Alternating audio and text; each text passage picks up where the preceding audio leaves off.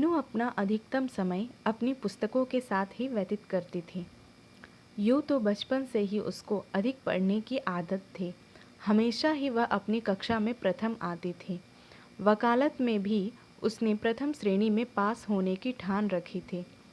इस समय उसमें विशेष लगन थी, विशेष उत्साह था, कुछ बन दिखाने का, अपने पाँव पर खड़ा होने का। हमारे भारतीय समाज में क्या नारी सदैव पुरुषों की दासी बनकर ही रहेगी? क्या हर लड़की अपने माता पिता के लिए अभिशाप बनाकर ही रह जाएगी? क्या लड़की को यह भी अधिकार नहीं है कि वह अपना जीवन अपने ढंग से व्यतीत कर सके? ऐसे अनेक प्रश्न मीनू के मस्तिष्क में उठते। उसके हृदय में तूफान उठता कि वह एक लड़की जरूर है, परंतु उसके अंदर इतनी हिम्मत, इतना साहस अवश्य है कि वह भी कुछ बन सके।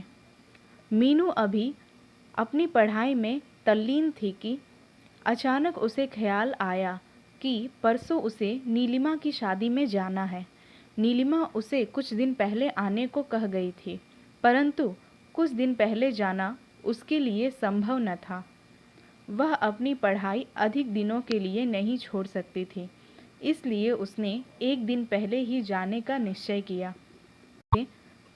वह अपनी सहेली के विवाहोपलक्ष्य पर कोई भेंट देना चाहती थी। वह समझ नहीं पा रही थी कि क्या चीज़ खरीदी जाए।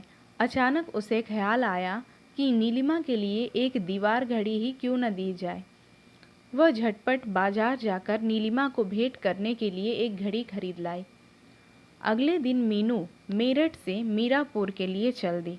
उसके हृदय में विशेष उत्साह था, क्योंकि वह अपनी सहेली की शादी में जा रही थी। मीरापुर के स्टेशन पर पहुंचने के बाद उसने रिक्शा वाले को आवाज़। इतने में ही उसे नीलिमा का बड़ा भाई अशोक दिखाई दे गया। अशोक बस स्टैंड पर अपनी मौसी को लेने के लिए आया था। मौसी तो किसी कारण उस बस से नहीं आ पाई थी। मीनू ने अपना सामान रिक्शा में रखना शुरू किया, परंतु अशोक के कहने पर उसने अपना सामान उसकी कार में रख दी। रास्ते भर अशोक मीनू से अनेक प्रकार के प्रश्न करता रहा। मीनू बहुत साधारण ढंग से उन सभी प्रश्नों का उत्तर दे रही थी। अशोक की बातों में मीनू के प्रति स्नेह झलक रहा था, परंतु मीनू ने इसके प्रति कोई प्रतिक्रिया नहीं दिखाई। तभी ब्रेक लगा और कार भी झटके के साथ मीनू के घर के सामने रुकी।